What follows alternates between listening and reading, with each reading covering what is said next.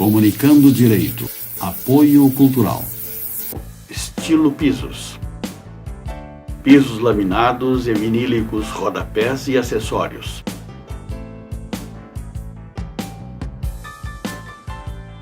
Mão de obra própria, entrega imediata. Estilo Pisos, Avenida Sertório 4500, fone 3362-1818, Porto Alegre. Artes Pedras. Marmoraria focada em qualidade e atendimento personalizado, com o portfólio mais completo da região. Artes Pedras, Avenida Sertório 4500, fone 33 61 27 27, Porto Alegre. La Provence Móveis. Móveis planejados sob medida. Marcenaria moderna de alto padrão e excelente acabamento. Melhor custo-benefício da Zona Norte de Porto Alegre.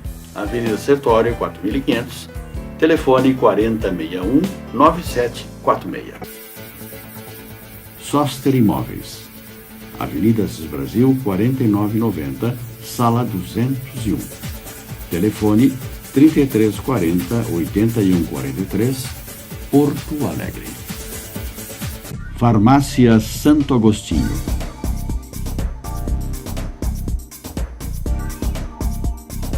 Rua Pero Lobo Pinheiro, 2071. Fone 3340-7910, Sarandi. Farmácia Pastoriza. Rua Bernardino Silveira Pastoriza, 561. Fone 3381-3494, Porto Alegre. Estamos no ar com o programa Comunicando Direito da GSUL TV, canal 6 da NET. Lembrando aos nossos telespectadores que o nosso programa vai ao ar nas sextas-feiras às 21 horas, aos sábados às 20h30, com reapresentação nas quintas-feiras às 13 horas. A nossa bancada hoje está composta da minha esquerda, Dr. Luiz Fernando Plácido, doutora Ângela Beatriz da Silva, minha direita, e à extrema direita, doutora Márcia Plácido. Os assuntos que nós temos para debater aqui no nosso programa são vários.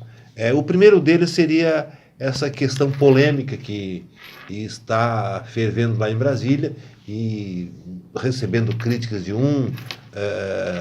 outros entendendo que é uma boa política, que é a questão da educação domiciliar. Eu queria saber quem é que inicia. Doutor Luiz Fernando, quer iniciar essa... Posso começar. O que acha dessa proposta? Eu acho que o Bolsonaro enviou uma proposta nesse sentido. Um projeto, né? Um projeto. Isso, para... O que o doutor acha, então, desse... Até já era previsto na Constituição esse ensino domiciliar, na educação domiciliar, mas eu acho que é um projeto, como tantos outros já que o Bolsonaro enviou para... Não, mas tem projeto... Não, tem projeto que é bom. Eu nem terminei a frase. Não vamos colocar tudo no mesmo... Não, o que eu quero dizer é que é um projeto que ele não atinge É que o doutor disse que todos os projetos... Como tantos outros. Tantos outros, esse é um projeto que não atinge, não beneficia a classe menos privilegiada do país. Porque quais são um trabalhador comum, que a esposa precisa trabalhar, o marido precisa trabalhar, que trabalha o dia todo, vai ter tempo e condições culturais de ensinar um filho na educação. Então esse projeto... Principalmente se ela for analfabeta, né? Se a mãe for exatamente, analfabeta. tem que ver que existe muita gente analfabeta no nosso país. Inclusive, as maiores críticas a esse projeto por parte de pessoas que entendem de educação é que esse projeto ele não combate o que ele tinha que combater na educação, que seria o combate ao analfabetismo e à evasão escolar. Que esse deveria ser o foco principal do Ministério da Educação e não querer fazer a educação domiciliar, porque é um projeto elitista, porque famílias ricas teriam condições de contratar professores particulares para ensinar seus filhos e tem um nível cultural mais elevado também para poder dar essa educação. E é um projeto também insignificante, porque atualmente ele atingiria em torno de 7.500 famílias, um total de aproximadamente 15 mil alunos. Doutor, como é que funcionaria essa educação Segundo domiciliar? o projeto, seria feito avaliações posteriores, teria que seguir um Ele cronograma. estuda em casa? Um cronograma mas de cada um- estudo, mas Realmente. os pais que ministrariam as aulas no tempo que eles quisessem, eles Claro. indicam que seria adequado que fossem 3 horas diárias de ensino. Depois teria que ser feita uma avaliação Periódica? Anual, não, anual. anual, Não é exatamente. semestral? Não, Anual para ver se o conteúdo foi absorvido realmente pelo aluno. É um projeto também insignificante pelo que eu citei agora, que atingiria pouquíssimas pessoas. Se estima que atualmente 7.500 famílias adotam esse sistema e atinge 15 mil alunos, seria 2 filhos por família. Então é um projeto para mim que ele não atinge a grande camada da população, ou seja, os mais carentes estariam fora desse projeto, que não tem como, até seria uma forma do Estado se desonerar da obrigação que ele tem, através dos impostos que a gente paga, de dar fornecer a educação para o povo. Bem, na verdade, isso aí não exclui a existência Não exclui, Não mas exclui a escola tradicional, né? autoriza que a Autoriza, criança exatamente. seja educada em casa, Sim. pelos E pais. é um projeto né? também isolacionista. Aqueles que optarem por isso. Mas né? isso, mais uma vez, eles copiaram como projeto anticrime contra o desarmamento de países desenvolvidos. Na Europa se Exatamente. adota muito isso, nos Estados Unidos, no Canadá. Na Alemanha é crime Na ensinar Alemanha, o filho em exatamente, casa. é o único Na país da Suécia, Europa que não... A Suécia também. que proibiu E- que eles se manifestam no sentido de que aí vai ter a instrução de acordo com a ideologia do pai, sem que o aluno possa perceber que existem outras Ah, e- ideologias, e para não promover a integração, para promover a integração de minorias, a Alemanha adota o sistema de educação na sala de aula para a integração do aluno Isso com porque outros jovens, Que com professores, e para que eles possam ter uma visão mais apurada do que está acontecendo que- na sociedade naquele momento, não a visão apenas Sim, dos pais. Que com a educação familiar não vai ser possível. Não, porque Exatamente, vai com a seguir o educação familiar, a criança vai ficar privada do convívio com outras crianças da mesma faixa etária, com outras famílias, com crianças diferentes, pessoas diferentes, né? Criar amizades. Vínculos, lembranças, né, da escola, que a gente tem várias lembranças boas da escola, amigos que fizemos na escola, que perduraram por toda a vida e trazemos até hoje, mas assim, o principal, né, a inclusão, a diferença, a aceitação, o trabalho em grupo. Então, é um risco muito grande, porque não se sabe como essa criança vai receber essa orientação. E a escola não é só também para ensinar o beabá, a matemática, né? E É para tudo isso que a gente... É a socialização. E um outro detalhe que eu acho que o projeto já nasce errado, porque ele não é um projeto do Ministério da Educação e Cultura, é um projeto do Ministério da Mulher, da Família e dos Direitos Humanos, da ministra Da Damares. Damares, né? Então o MEC vai ingerir de que Sim, mas forma no de qualquer projeto maneira que é de com a outro concordância ministério. do Bolsonaro, né? Sim, sempre com a concordância Sim, né? do Jair. Mas então eu acho que ele já nasce errado, ele não atinge o propósito dele, e é um projeto isolacionista, ele isola um aluno dentro de uma família para seguir exatamente a ideologia daquela família sem ter convivência com outras ideologias, né, poder formar seu senso crítico e não vai estar preparado para a vida cotidiana. E outra coisa assim, que existe muito, o nosso país é um país pobre. É como o doutor Fernando disse, isso vai ser para uma classe intelectual, onde os pais tenham disponibilidade e capacidade cultural, né? Porque senão a gente sabe que tem tanta criança que vai para a escola só pela merenda escolar. Eu até acho que talvez fosse viável esse programa para aqueles alunos que tivessem mãe professoras. Não sei. Mas eu acho que mesmo outra- assim, doutora Luísio, a professora, a carga horária dela, normalmente, para ela conseguir se manter, ela tem uma carga horária de 40 horas Não, semanais. é que ela pode Não, deixar, é que ela pode deixar a lição de casa para o filho fazer e quando chegar no Mas trabalho, diz- Sim, mas, mas- aí ela dobrar o vai, trabalho. mas aí ela vai estar contrariando o projeto. O projeto recomenda 3 horas diárias Tem de que ser. ensino, de acordo com o que vai ser orientado pelo Ministério da Damares, do programa que deverá ser instituído para E esse outro tipo de projeto. aspecto negativo que tem em relação a esse projeto é justamente esse da criança, porque a criança tem que começar a ser educada a partir dos 3, 4 anos de idade, a confundir o papel de pai e o papel de professor. Para a criança não existe essa separação. Este é o meu professor e agora ele é o meu pai. Então, isso é um aspecto negativo também. Isso também vem de encontro ao que é o pensamento do atual governo, que é a escola sem partido, o professor não poder orientar de acordo com o que ele pensa. Não é que ele vai impor uma certa posição, mas é a família que vai impor a posição daquela família dentro do projeto de ensinamento, de aprendizagem. Então, para mim, o projeto já começa mal e não tem a tendência de dar certo. E aí, doutora Márcia? Eu concordo com os colegas, né? Eu entendo que realmente esse projeto já nasceu assim completamente errado.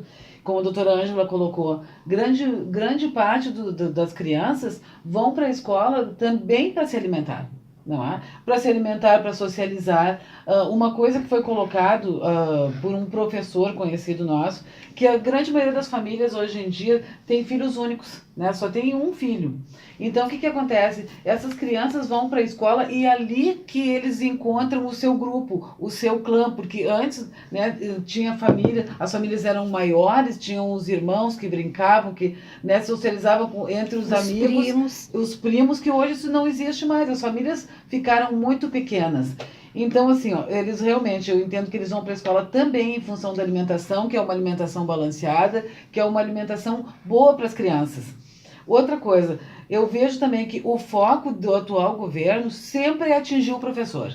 Eles têm um problema terrível com os professores, eles já pensaram em fazer intervenções em universidades, porque eles entendem que os professores podem manipular o pensamento do jovem. Né? Eu acho que eles sim têm esse objetivo de manipular o pensamento do jovem, porque, na verdade, o que é feito nas universidades e nas escolas cidadãs também é fazer com que o jovem ele consiga aprender, né, a apreender do que está sendo dado através de discussões, de debates, não é? Entre os próprios colegas para formar, então, um pensamento.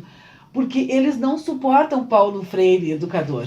Né? Eles até disseram que o Paulo Freire foi inclusive do governo petista, sendo que ele morreu antes do governo petista. Ele morreu. E assim, ó, outro grande problema, muitos pais analfabetos. Os pais muitos pais também que não são analfabetos, como já foi dito pelos colegas, não têm tempo para educar, né? Mas para passar o conhecimento, alfabetizar, exatamente, eles não têm tempo para isso. As pessoas trabalham cada vez mais para poder manter os seus filhos, para poder manter a sua casa, principalmente nesse momento de crise, né, tão aguçada. E outra coisa, que eu acho importante que o doutor Aloysio colocou, a não ser que os pais fossem professores, não é?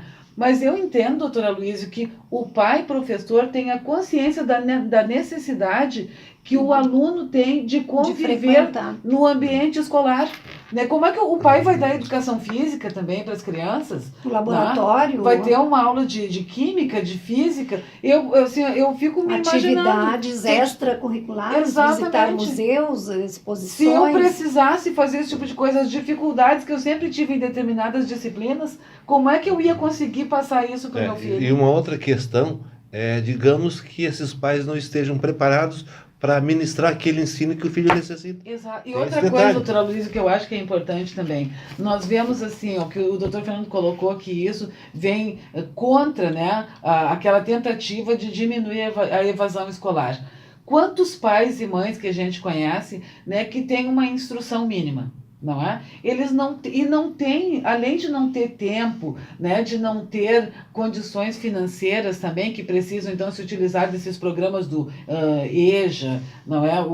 Tem um outro programa também que as pessoas estudam em casa e só vão fazer as suas provas, né? Mas assim, uma grande maioria não tem vontade de voltar para a escola. Eles têm dificuldade, né? Porque não tem, as pessoas dizem, que eu não gosto de estudar, eu não quero voltar a estudar. Imagina ter que fazer isso 3 horas por dia. Eu acho que é muito fácil para esse governo atual, para, né, fazer esse projeto, enquanto que, na realidade, o que o Brasil precisa? De mais escolas mais equipadas, precisa de transporte escolar. Tem crianças que caminham quilômetros para chegar na escola, acordam de madrugada para poder estudar. Dar mais acessibilidade, distribuir escolas mais próximas, né, das comunidades. Isso que o país precisa, pagar melhor os professores, porque Pagar melhor com que dinheiro? vamos dar um jeito. Quem sabe vamos diminuir o salário dos senadores, dos juízes, quem sabe? Porque Mas aí tem o governo... Tem o princípio constitucional da irredutibilidade do salário. Mas vamos fazer uma lei nova, que quem passar num concurso daqui para frente, que não receba tanto. Porque o professor, eu acredito que seja a única profissão que trabalha por amor.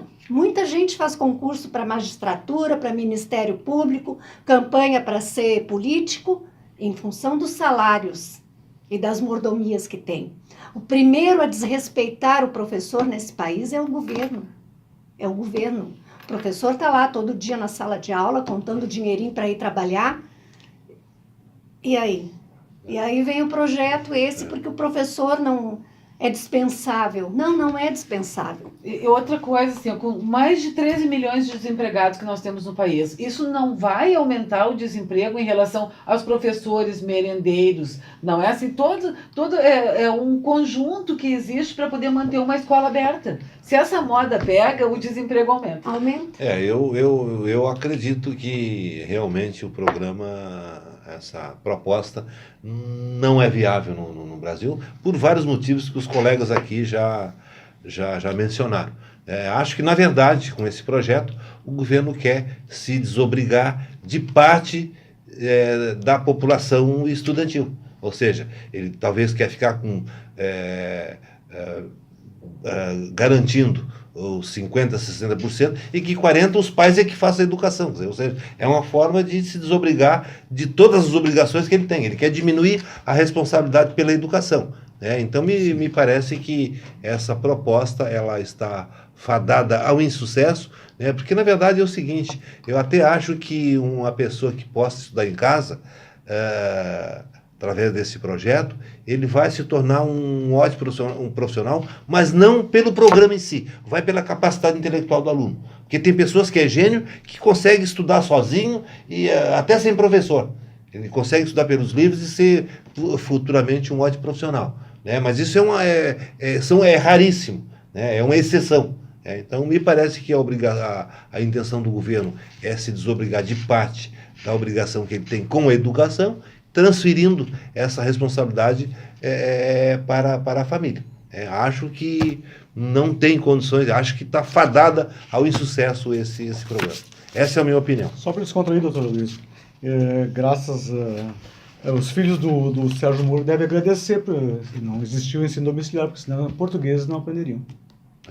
Sim. Perfeito. Pois bem. Mas agora vamos para o nosso segundo assunto, que isso está mexendo com político, congresso, etc.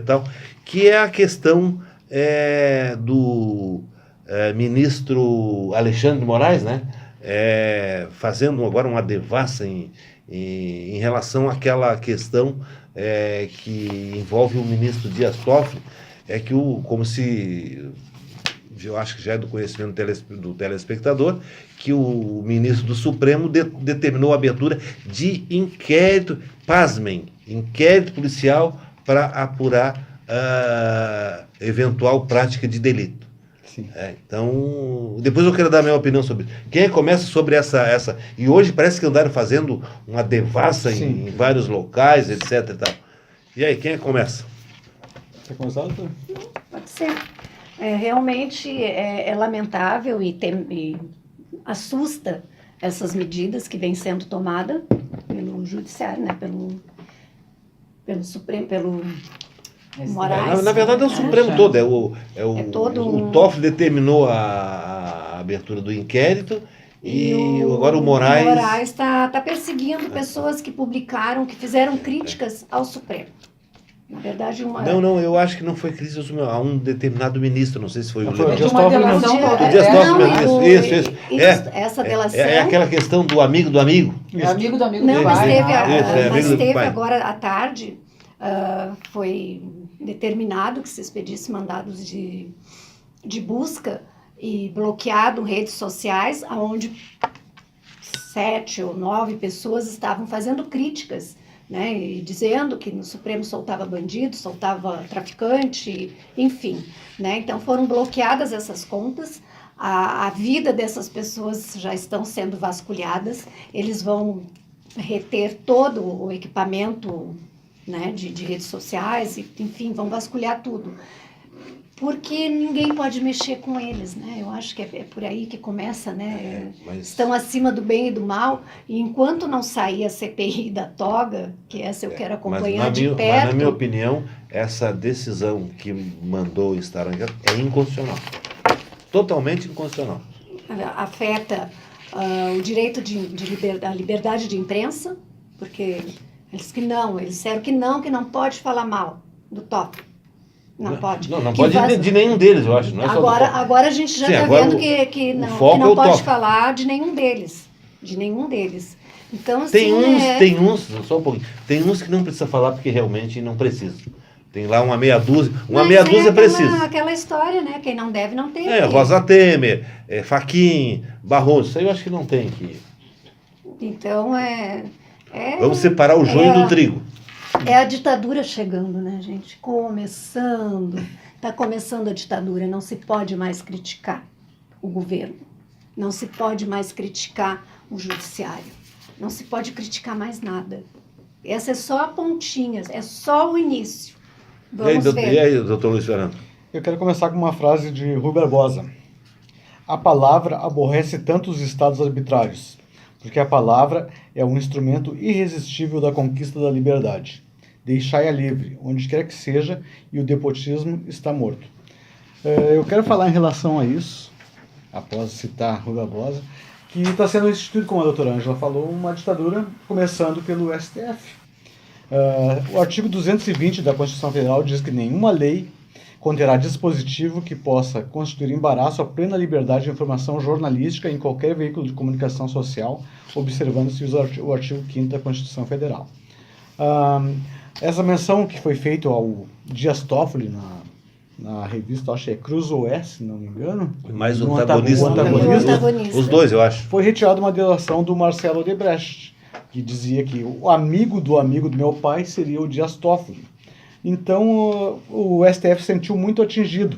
E eu vou citar também a ex-presidenta do STF, a Carmen Lúcia, que ela dizia o seguinte: não há democracia sem imprensa livre, e não há democracia sem liberdade.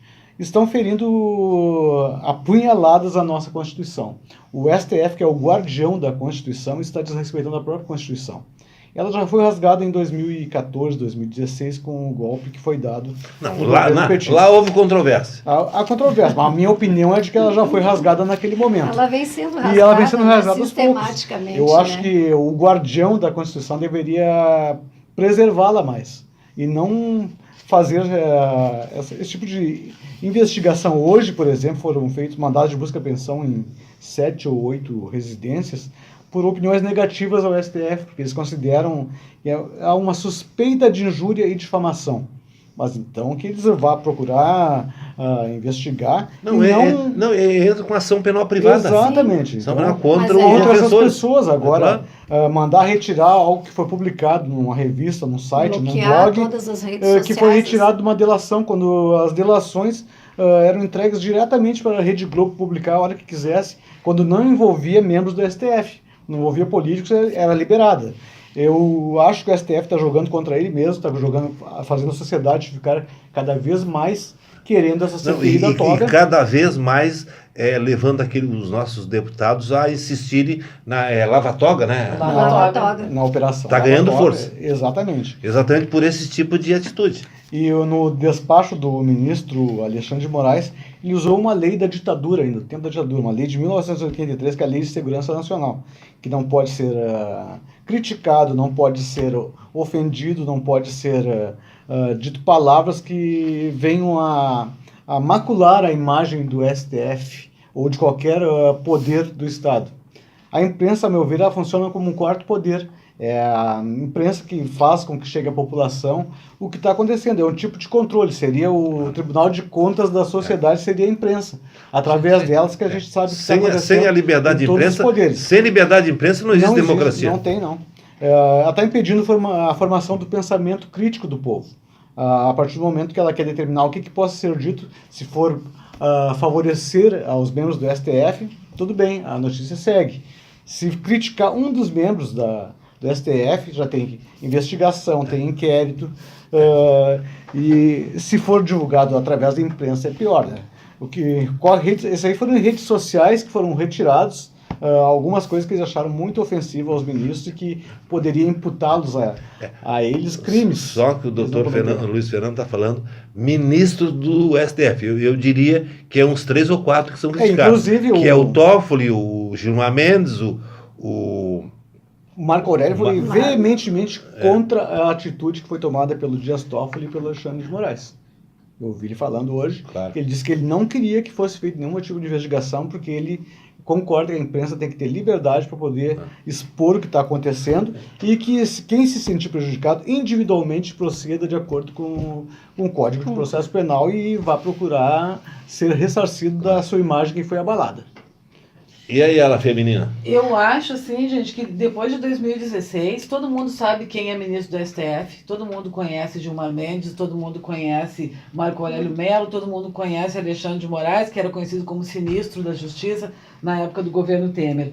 Então, assim, eles gostaram muito dessa publicidade, assim, quando eles estavam lá decidindo a vida do país, e o Barroso discutindo com Gilmar Mendes e trocando farpas o tempo inteiro, né? Muita gente que não assistia a televisão, né?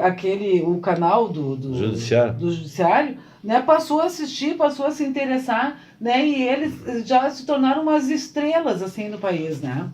Então, foram um alvo assim, de muitas críticas, né, da esquerda, no momento, né, que aconteceu, né, o impeachment da presidenta Dilma, no momento que eles se omitem em julgar, né, se o presidente Lula vai ser solto ou não, né, julgar essa ação direta de constitucionalidade.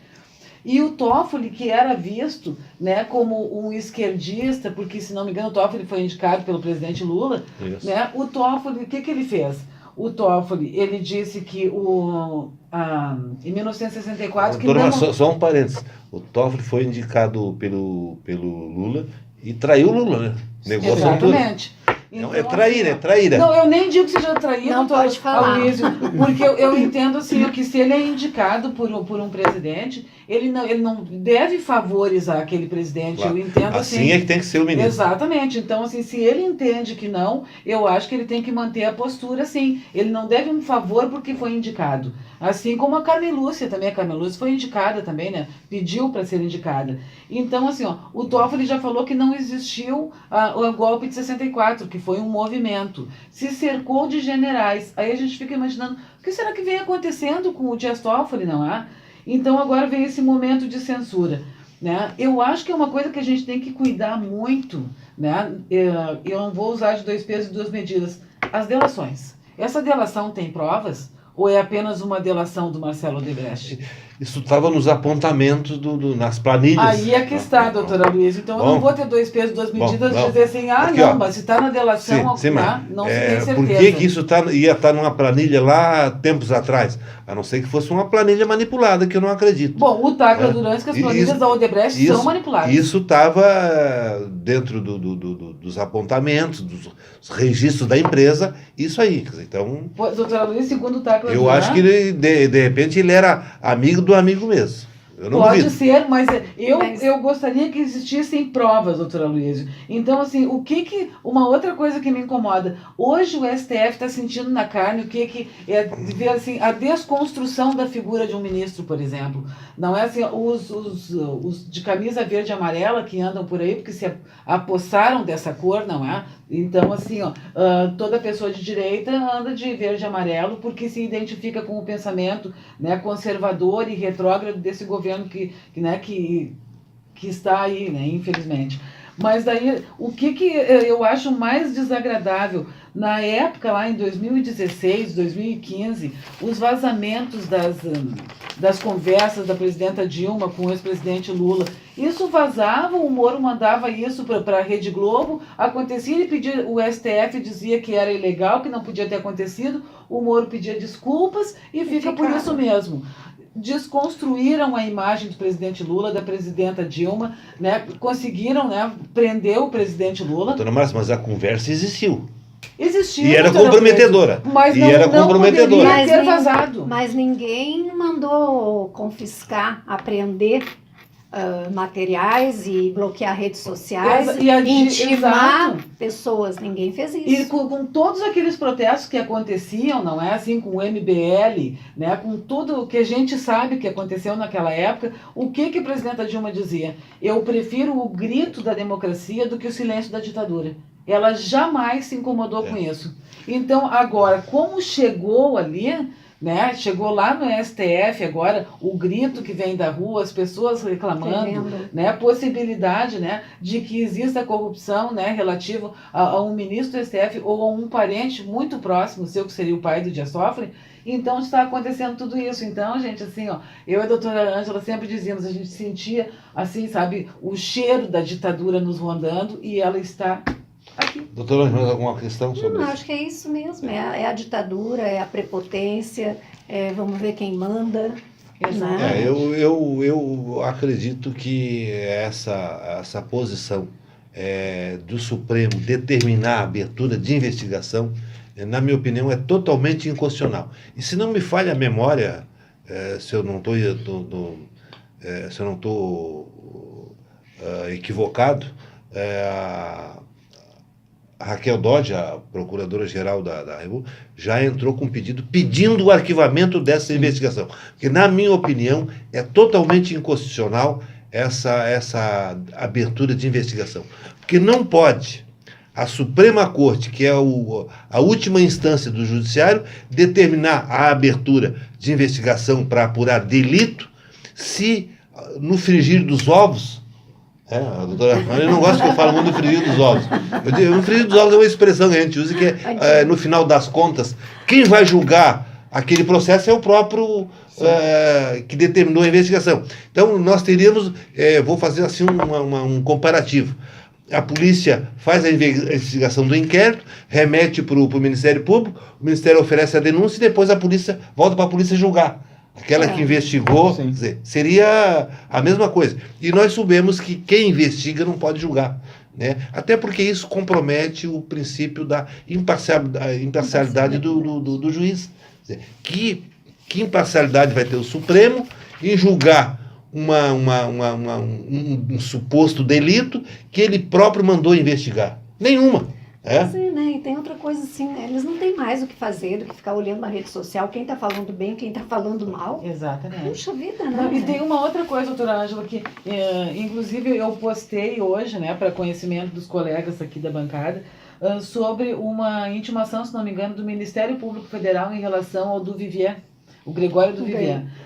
Em relação a uma postagem que ele teria, uma manifestação que ele fez, não sei se foram nos atos do dia 7 de abril, né, do Lula livre, não sei se foi posterior a isso, que ele se manifestou em relação ao Sérgio Moro e ao Jair Bolsonaro com palavras de baixo calão, né, palavras bastante ofensivas. E eu vinha conversando com o doutor Fernando sobre isso, né, que embora a gente assista, ache, né, até que foi uma sátira, assim, ele muita é gente concordando, né? Exatamente, porque ele é humorista, mas se eu concordar com o Duvivier, eu tenho que concordar com o Danilo Gentili também, que também foi grosseiro, que usou palavras de baixo calão contra a deputada Maria do Rosário. Então, assim, temos que ter, né, sempre o mesmo peso e a mesma medida para a gente emitir o nosso parecer. O Gregório Duvivier tem identificação com a esquerda, mas eu acho que ele se excedeu falando coisas que ele falou a respeito do Sérgio Moro, não é, que foram assim bastante deselegantes e ofensivas mesmo, né? Em nome da liberdade de expressão, eu acho que nós temos que ter limite, porque as pessoas... Educação, né? Exatamente. Porque se pode fazer uma crítica, porque a crítica nada mais é do que a nossa manifestação, né? A nossa opinião sobre determinadas pessoas, políticos, né, ministros, mas ela tem que ser de uma forma educada. Arrematando essa questão, o nosso país, a nossa legislação, ela prevê a divisão de competência. O que compete à Polícia Civil, à Polícia Federal? Investigar a ocorrência de eventual delito. Apurado o inquérito policial, colhendo elementos para uma eventual futura denúncia, desencadeando assim a ação penal, Então, essa é a sistemática. Bom, o Ministério Público, examinando o inquérito, ele oferece ou não a denúncia, pede diligências, etc. e tal. E se entender que o inquérito oferece elementos que sustentem em base em uma denúncia, ele oferece a denúncia e aí o judiciário então vai julgar. O judiciário de primeiro grau julga e depois as instâncias superiores analisam a correção daquelas decisões. Então, cada um tem o seu papel. Então, não pode, por exemplo, a Suprema Corte querer abrir uma investigação que ela própria vai julgar posteriormente. Aí, então, seria... Doutora Luiz, desculpe me interromper, mas eu estava ouvindo hoje que a Raquel Dodge, embora ela tenha pedido o arquivamento desse procedimento, que o Ministério Público não teria legitimidade para isso. Ele pode, então, dar um parecer, mas não tem legitimidade. Não, na verdade, pelo nosso sistema jurídico, o Ministério Público é o titular da ação penal. Só ele pode oferecer denúncia. Claro que tem aquela questão da ação penal subsidiária, quando o Ministério Público, em vez de denunciar, ele se omite, ele engaveta lá o processo, então permite que a vítima do crime, inclusive de ação penal pública, ofereça a queixa-crime substitutiva da denúncia. Então, parece que não é o caso. Então, o titular da ação penal é o Ministério Público. Ele é que tem competência para acusar e pedir abrir processo contra alguém, não a Suprema Corte. Na rádio que eu estava dizendo, tinha alguns juristas debatendo a respeito, especialistas dizendo que não partiu do Ministério Público, que partiu direto do STF. Sim, exatamente. Então, não teria legitimidade quando na verdade, na minha opinião, o ministro do STF poderia, na pior das hipóteses, remeter um ofício para a Procuradora-Geral da República, relatando o fato e pedindo que ela, então, instaurasse a investigação. Apenas um pedido. Agora ele já está mandando fazer busca e apreensão, etc.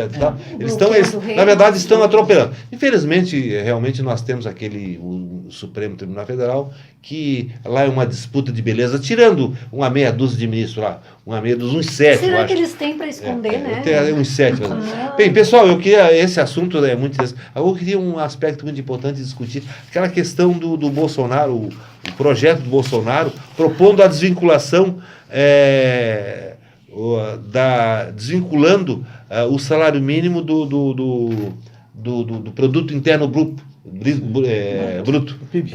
Ou seja, do PIB, tentando, porque isso foi, eu acho, a criação do Lula, né? Foi a criação do Lula, e criando o aumento do salário mínimo, a inflação mais um percentual de acordo, e agora está propondo essa desvinculação. O que é que os colegas acham? Está certo ou está errado? Na verdade, essa legislação sobre a correção do salário mínimo, ela terminaria agora em 2019 mesmo. Ele só não vai renovar essa lei que foi... Não vai continuar vai continuar com a mesma forma de correção que foi criada pelos governos petistas. Então, vai ser baseado apenas na inflação de 2 anos atrás. Então, já teria até o índice, que seria 4,17, alguma coisa assim. E o salário mínimo ficaria em torno de R$ 1.040 a partir do ano que vem. Então, estaria errada essa posição dele?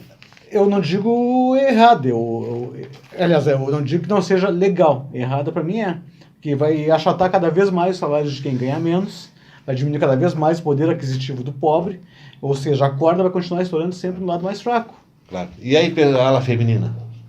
Não sei, né? Para variar, o que esse homem faz de bom pro pobre? Nada.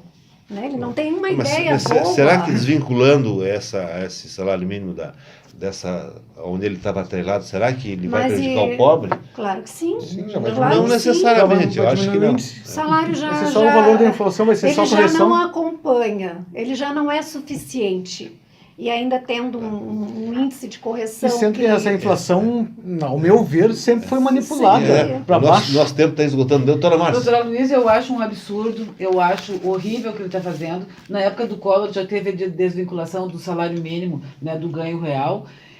Então, assim, eu entendo que isso tudo é fruto do pensamento do Paulo Guedes, que ele é da escola de Chicago, que em relação às teorias liberais. Foi o pensamento que norteou toda a política econômica do Pinochet, que terminou com a vida econômica no Chile. Então, eu vejo, né, que o nosso povo, infelizmente, votou no Bolsonaro, sabendo que o Paulo Guedes que entendia de economia, porque ele deixou bem claro que de economia ele não entendia nada, né? E eu não sei no que o povo acreditou, porque foi dito com todas as vezes sobre a reforma da Previdência, não, que o Bolsonaro disse que não concordava. Né? Mas assim, esse pensamento do Paulo Guedes é de tirar do pobre, né, completamente o andar de baixo que vai sofrer o pênalti sempre, né, doutora Luísa? Bom, com a reforma da Previdência e com desvinculação. Nesse aspecto, eu vou ousar divergir de toda a bancada. Eu acho que essa medida do Bolsonaro é extremamente acertada, porque me parece que foi uma política equivocada do presidente Lula, que instituiu o aumento do ganho real do salário mínimo, porque isso aí, na verdade, o pobre não está ganhando. Porque nós sabemos que no Brasil tudo aumenta em função do salário mínimo. Então, subiu o salário mínimo lá 6%, o dono da mercearia, o dono do supermercado, já aumenta 6% o preço dos seus produtos. Aí o que acontece? Quem ganha mais que um salário mínimo não vai ganhar aquele reajuste. Quem vai sentir esse impacto é a classe média. Então, na minha opinião, essa política de aumento real do ganho do salário mínimo é uma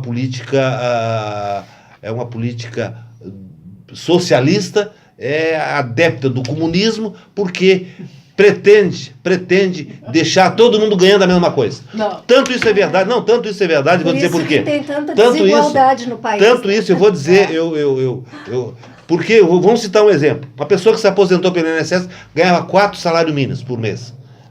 E com o achatamento, ele ganhando o seu reajuste apenas pela inflação e o salário mínimo pela inflação e mais o PIB, começou a se aproximar. O salário mínimo, quem ganhava 4 salários mínimos há 4, 5 anos atrás, hoje recebe 3. Então, na verdade, o objetivo dessa política é deixar todo mundo ganhando salário mínimo. Isso, se permanecer essa política durante uns 20 anos, não vai ter aposentadoria superior ao salário mínimo. Mas não seria mais fácil corrigir todos os benefícios base da inflação e mais a variação do PIB? Inclusive, os aposentados ficaram muito felizes com o ganho real do salário mínimo. Agora eu lhe faço uma outra pergunta, doutora Luísa. O senhor acha que se for desvinculado, não tiver mais o ganho real, não vai mais ter reajuste, então? Não, tem o reajuste da inflação, não o ganho real. Então vai empatar de novo, doutora Luísa. Não vai empatar porque assim, você vai ficar só pela inflação. Não vai, porque aí o benefício previdenciário vai reajustar pela inflação, o salário mínimo pela inflação e os preços das mercadorias. E o comércio tão santinho só vai colocar a inflação. Bom, se ele colocar acima da inflação, ele não vai vender. Aí vem a questão da livre concorrência. Doutora Luísa, mas aí é que tá. E é um pensamento, assim, esse pensamento neoliberal, doutora Luísa, que eu acho que é muito equivocado, porque assim, o que move a economia é o povo tendo dinheiro na mão. Melhorou assim, a qualidade financeira do povão que ganha um salário mínimo. Márcia, ele vai comprar mais no mercadinho da esquina. Não adianta o povo ter dinheiro e não ter produção. Tem que ter, a indústria tem que estar produzindo, a agricultura, a pecuária. Mas sabe se não houver você não está produzindo, doutora Luísa, por causa dessa recessão não adianta absurda. ter produção. Os beneficiários são sempre os grandes empresários desse país. Exatamente. Inclusive com essa capitalização que eles querem fazer na Previdência, o empresário não vai ter para contribuir com nada para a aposentadoria do nem o Estado, nem o empresário. Eu respeito a opinião dos colegas, mas eu sou obrigado a concordar com o presidente Bolsonaro que já era hora de desvincular o aumento do salário mínimo de ganho real. Ele tem que ser reajustado pela inflação, porque isso vai haver um achatamento e daqui a 10, 15 anos está todo mundo ganhando salário mínimo. Eu acho que o objetivo da política é fazer todo mundo ganhar igual que nem o socialismo. É muito fácil para o Bolsonaro concordar com isso aqui, tendo em vista que ele ganha em torno de 11 a 13 mil reais lá do Exército, ele se aposentou como deputado federal e ganha como presidente da República 66 mil reais por mês. estão bem. Né? E não é que as crianças gostam de política. Vamos ver se esse projeto dele vai ser aprovado e se eu endosso esse aprovado. E eu espero que a bancada da esquerda na Câmara Federal e no Senado consiga barrar esse projeto. Para o bem do Brasil tem que ser aprovado. Para que tenha comida na mesa, o pobre não pode ser aprovado também. Não, doutora Mara, não vai ser o ganho real, esse ganho de 2%, 3%, que vai apurar. Mas, doutor, 2% no pobre, em R$1.000 dá R$20. Com R$20 um pobre faz as suas compras no final de semana. Não faz diferença porque esse ganho real de 20 ele vai pagar no supermercado a mais. Porque ele aumentou pelo salário mínimo. Mas o pobre vai atrás e procura onde tem oferta. Aí quem vai pagar a conta? Quem vai pagar a conta é quem ganha um pouco mais que o salário mínimo. Esse vai pagar a conta. Era para ser 1.006 o salário, ele já baixou para 998. Bem, agora vamos ver. Eu vou torcer para que esse projeto seja aprovado, porque, na minha opinião... A minha torcida será contra. Durante esse período da instituição, foi um tremendo equívoco que não beneficiou. Eu não tenho que me preocupar só com o pobre, eu tenho que me preocupar com a sociedade em geral, com a classe média também. Mas qual é o maior problema da classe média? Não poder ir para a Europa todo ano? A gente vai olhar a pirâmide do Brasil. Vocês estão falando da classe média alta. Eu estou falando da classe média média. Não, classe média média média. Pobre que o pobre que ganha salário mínimo. A classe média é o que ganha 4, 5 salário mínimo. Bem, mas, pessoal, mas vamos ter que passar agora a responder as nossas perguntas, deixar esse debate. Vamos continuar no próximo programa. Mas para nós não é interessante, tem muitas coisas que nós cobramos em salários mínimos. Por quê? Porque e aí tá o ganho tá o ganho em cima, você está cobrando mais do teu cliente. O que está pagando é a classe média, porque o pobre não está pagando isso aí para ti, provavelmente, porque ele não tem condições. A classe média vai pagar. Então tá. Bem, mas pessoal, esse debate, vamos fazer um debate mais amplo sobre essa questão, dependendo da evolução dos acontecimentos na próxima. Agora nós vamos passar a responder as perguntas dos nossos telespectadores, que nos enviaram por e-mail, perguntas para esclarecer determinadas situações que a doutora Ângela agora vai iniciar. Vamos ver. O senhor José Fernando Correia pergunta se um sócio minoritário com 1% no capital da empresa responde por dívidas trabalhistas, caso venha a ser desconsiderada a personalidade jurídica da empresa. Doutora Luísio? Em relação a essa questão, pouco importa se ele tenha 1, 2, 3, 4, 5 ou 10%. Nessa hipótese, o judiciário trabalhista, na sua maioria, eu diria na total maioria, entende que não importa o percentual do capital que ele tem, em caso de desconsideração da personalidade jurídica, ele responde integralmente pelo débito. Existem algumas decisões isoladas no Brasil, me parece que uma no Rio de Janeiro, outra em Pernambuco, que manda o sócio minoritário pagar a dívida de acordo com a proporção do seu capital. Mas é uma posição minoritária e prevalece no nosso judiciário trabalhista o entendimento de que o sócio, em caso de desconsideração da personalidade jurídica, mesmo que ele tenha meio, 1, 2, 3%, ele responde integralmente pela dívida em caso de desconsideração da personalidade jurídica. Até porque ele concordou em ser um laranja nessa empresa. Agora particularmente, eu acho injusto. Sim. O cara entra lá com 1% do capital e vai pagar uma dívida integral de uma ação trabalhista. É injusto, mas infelizmente essa é a posição da... E às vezes ele entra por isso que ele constitui um certo tipo de sociedade que não pode ser individual. Uma companhia limitada. Exatamente. Não, tem pessoas que às vezes emprestam apenas o nome. Sim, e acabam se comprometendo depois. Com a totalidade, inclusive, às vezes, da dívida. Que às vezes dívida astronômica até. Sim. Telespectador não identificado pergunta se é suficiente para fins previdenciários o reconhecimento de vínculo de emprego obtido perante a Justiça do Trabalho. Doutora Márcia? É muito comum, não é, gente, que as pessoas assim, trabalhem sem o reconhecimento de vínculo, não é? Que não tem, ou seja, a assinatura na sua carteira de trabalho.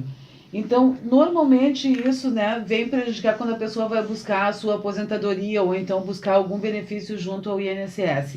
Então, é importante realmente que, quando não houve o reconhecimento do vínculo, quando a empresa não assinou a carteira do trabalhador, enquanto ainda estamos com a carteira azul, não é? Então, que que a pessoa Primeiro. ajuize uma reclamatória trabalhista para que seja reconhecido, né, o vínculo de emprego dessa pessoa, mas para que seja reconhecido depois, para fins previdenciários, a necessidade de que seja reconhecido em sentença e que essa sentença tenha transitado em julgado. Então, a partir de então, é reconhecido na Justiça Federal, né, é reconhecido, né, pode-se tentar também, né, administrativamente no INSS, né, para ver se eles vão reconhecer aquele período. É que no INSS normalmente há necessidade de comprovação, né, da atividade. Então, assim, comprova a atividade e comprova, então, o pagamento né, para a Previdência. Enquanto que, se for ajuizada uma ação na Justiça Federal, não há necessidade, né? Com a sentença da Justiça do Trabalho transitada em julgado, na Justiça Federal é reconhecido aquele período para fins de aposentadoria, né? Para contagem de tempo de contribuição.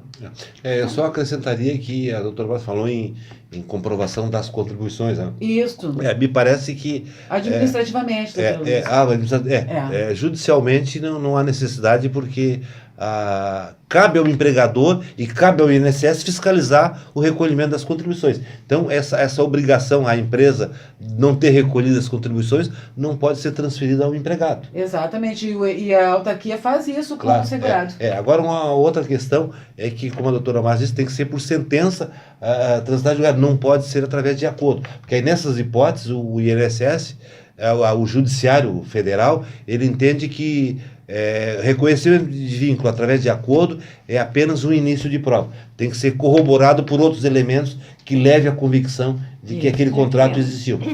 Vamos ver. Telespectador não identificado pergunta se é obrigado a declarar no imposto de renda bens quando comprado e vendido no mesmo ano. Doutor Fernando? Sim, é obrigatório por parte do contribuinte fazer a declaração, mesmo que tenha comprado lá em janeiro o imóvel e vendido em junho, ele vai ter que comprovar a origem do dinheiro da compra e vai haver cruzamento de dados entre ele e a pessoa que veio a comprar dele também na declaração do comprador da segunda compra. Então vai ter que constar na declaração que ele comprou tal imóvel naquele ano anterior ao ano que está fazendo a sua declaração de imposto de renda e demonstrar para quem ele vendeu os valores de compra e o valor de venda, para que a Receita Federal possa fiscalizar esse tipo de negócio.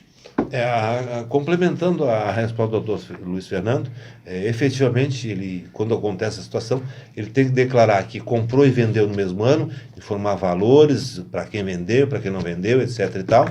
E nas colunas ali, porque na declaração de renda tem a coluna ano base anterior e o ano base atual. E aí não vai sem qualquer valor nas duas colunas, porque esse bem não existia na declaração anterior e não existia no final do exercício da declaração posterior, né? E uma outra coisa, e se ocorrer isso, e mesmo comprado e vendido no mesmo ano, se o imóvel, se entre a compra e a venda houve lucro, ele tem que pagar o lucro imobiliário, que é 15%.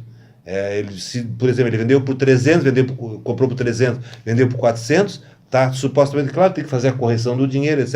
Está dando um lucro de 100 mil, ele tem que pagar 15%, se não falha a memória, que é o percentual do lucro imobiliário. Agora, se der prejuízo, o governo não ressarce, só cobra se der lucro. Até para evitar um pouco a especulação imobiliária também que acontece, esse tipo de obrigação de declaração. É possível. Compra imóvel mensualizado, uma garibada nele, vende lá por um preço bem maior e não paga imposto sobre isso.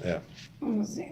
Telespectadora não identificada pergunta o que configura o crime de estupro previsto na lei penal e se a palavra da vítima é suficiente para que fique demonstrada a ocorrência do delito. Doutora Luiz.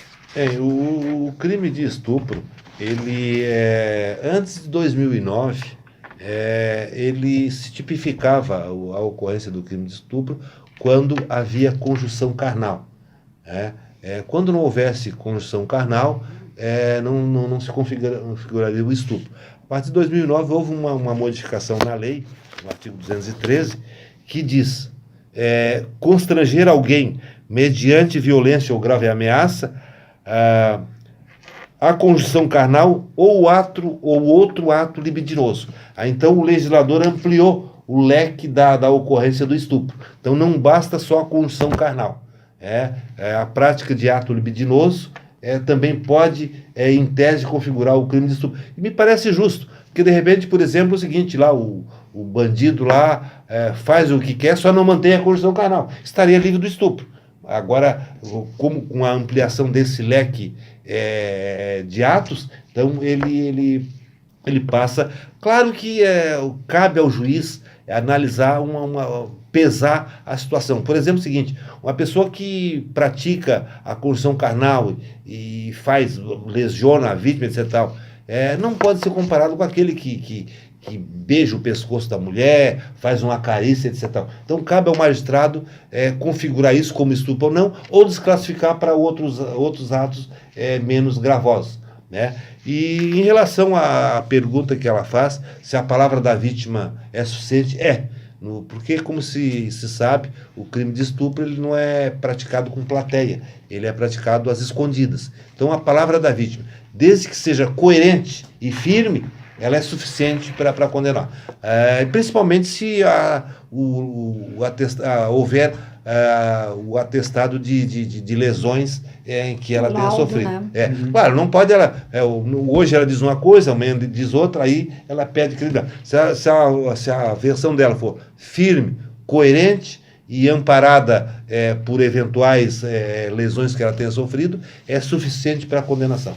Então, quem fizer isso, a vítima sendo coerente no seu depoimento, esse estuprador está em maus lençóis. Então, vamos passar para... Não, eu acho que está chegando o final. Nós temos que mandar um abraço para a nossa colega Mari, que de vez em quando participa aqui conosco na bancada, que dia 20 é aniversário dela, né? 20 de abril. Parabéns, Mari. Dito isso, eu agradeço a colaboração da bancada e agradecendo a audiência dos nossos fiéis telespectadores, eu lhes peço que nos aguardem até o próximo programa. Pai, afasta de mim esse cálice. Pai, afasta de mim esse cálice.